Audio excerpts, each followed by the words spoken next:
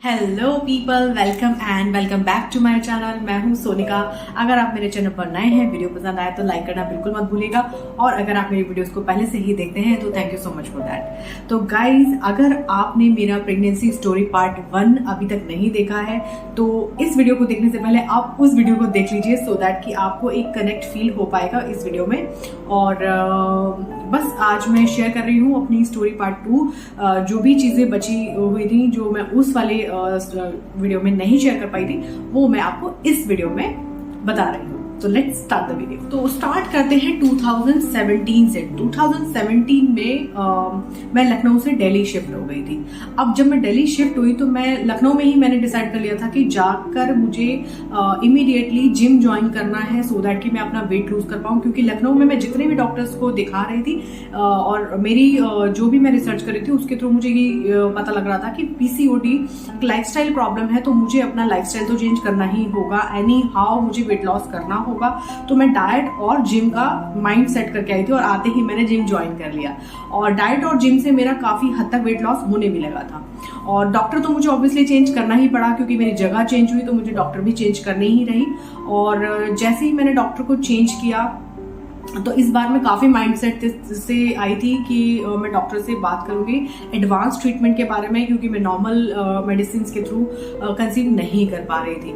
तो जब मैंने डॉक्टर को पूछा और उनसे सारी बातें मैंने शेयर करी और उनसे भी सलाह ली, तो उन्होंने मुझे 2 एडवांस ट्रीटमेंट सजेस्ट करे। पहला था IUI और दूसरा था IVF। Everybody knows IUI, intrauterine insemination. Second IVF, in vitro fertilization, तो जिसको टेस्ट ट्यूब बेबी भी कहा जाता है।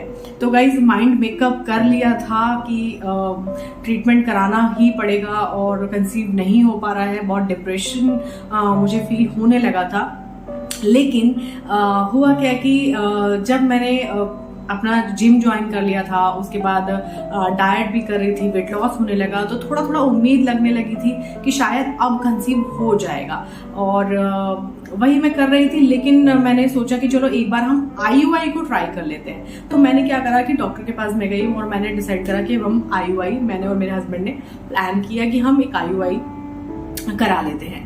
तो हमने 2017 एंड में एक IUI ट्राई किया, एंड गाइज हमारा फर्स्ट टाइम में ही वो सक्सेसफुल हो गया। मैं प्रेग्नेंट हो गई।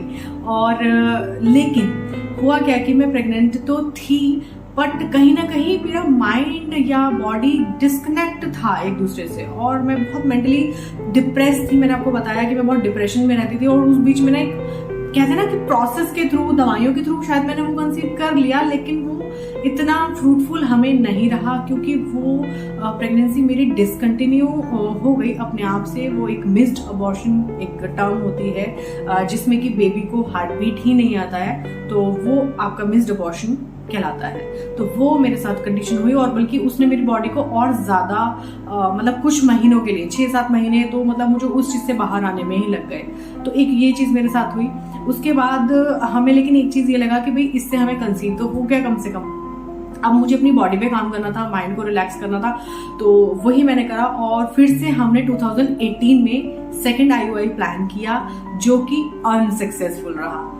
तो गाइज, यहाँ पर ऐसा लगा कि अरे ये क्या था, मतलब इट वाज अराउंड 50-60,000। अब तो मुझे लगता है शायद ज्यादा भी होगी इसकी कॉस्ट, इतना हमें ये चार्ज किया गया था उस समय पर। 2018 का मैं बता रही हूँ, 17-18। तो सेकेंड टाइम हम अनसक्सेसफुल रहे। अब यहाँ पर थोड़ी सी उम्मीद टूट गई थी, और हमने सोचा कि यार अब तो लगता है कि शायद IVF ही कराना पड़ेगा, और तो कुछ होगा नहीं। लेकिन क्या हुआ कि उस बीच मैंने आपको बताया था अपनी लास्ट पार्ट 1 वीडियो में कि इस बीच में मैंने एक डॉक्टर को फिर से चेंज किया था, और उन डॉक्टर ने मुझे एक बुक सजेस्ट करी थी, द लॉ ऑफ अट्रैक्शन के लिए, द सीक्रेट बुक, जिसका लिंक मैंने आपको लास्ट वीडियो में भी दिया था। पता नहीं कितने लोगों ने उसको पढ़ा है कि नहीं, बट वो बुक ने मुझे काफी हेल्प किया। और मैंने ना अपना लाइफस्टाइल एक बार फिर से चेंज किया था। मैंने आपको बताया था कि मैंने एक्सरसाइज का मोड जिम छोड़ करके मैंने योगा की तरफ अपने आप को स्विच कर लिया था, और डाइट मेरा चल ही रहा था, एंड लॉ ऑफ अट्रैक्शन, ये 3 चीज मैं कर रही थी। एंड गाइस, 2018 निकल गया। फिर 2019 में हम प्लान कर रहे थे IUI या IVF भी हम सोच रहे थे, बट 2019 में फाइनली मुझे without medicine, without any kind of treatment naturally conceive हो गया।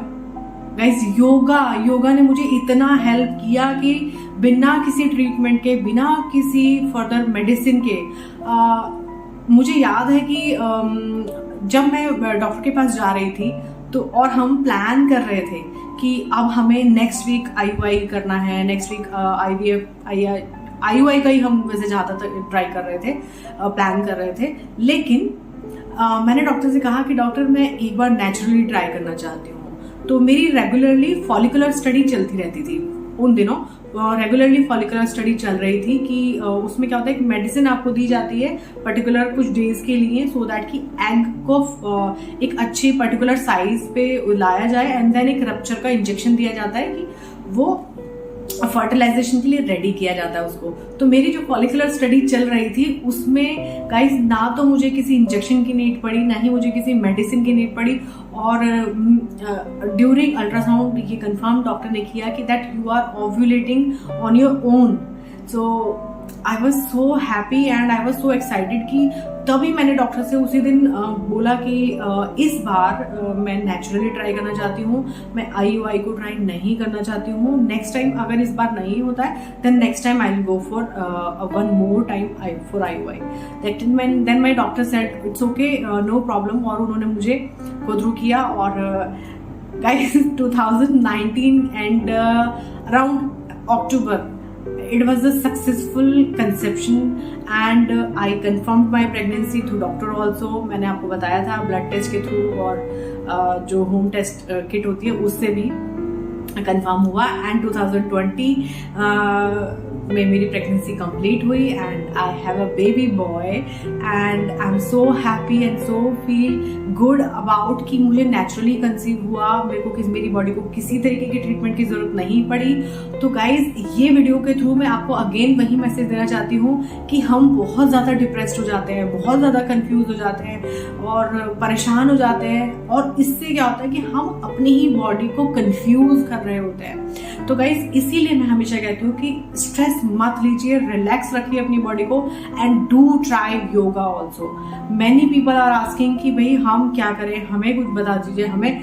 मैं जब मैसेजेस को पढ़ती हूँ sometimes I feel very bad कि मैं किस तरीके से आपकी हेल्प कर दूं, क्योंकि जब मैं कंसेप्शन के लिए ट्राई कर रही थी तो मुझे ऐसा लगता है कि मैं बहुत परेशान रहती थी और मुझे कोई रास्ता नहीं दिखाई देता था। मेरे ऑब्वियसली फैमिली तो समझाती ही है और साथ भी देती है, लेकिन मेरी समझ में नहीं आता था और मैं बहुत दुखी रहती थी। बच्चा चाहिए, बच्चा, बस यही करती रहती थी।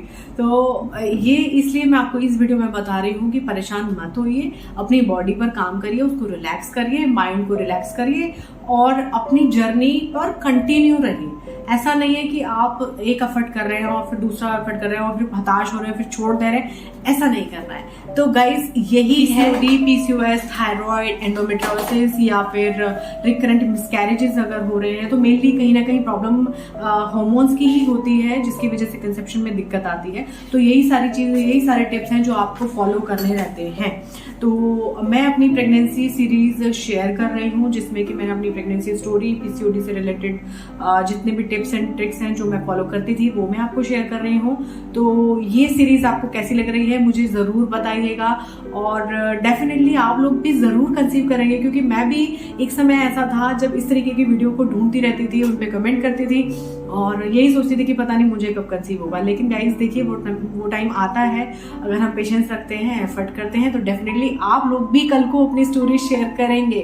बहुत प्यारे प्यारे ब्यूटीफुल बेबीज आपको होंगे। एंड इस वीडियो में हम इतनी ही बात करेंगे, मिलते हैं नेक्स्ट वीडियो में। Till then take care, bye bye, खुश रहिए और खुशियों को बांटते रहिए। एंड अगर आपने अभी तक मेरे चैनल को सब्सक्राइब नहीं किया है तो मेरे चैनल को सब्सक्राइब कर लीजिए। Bye bye.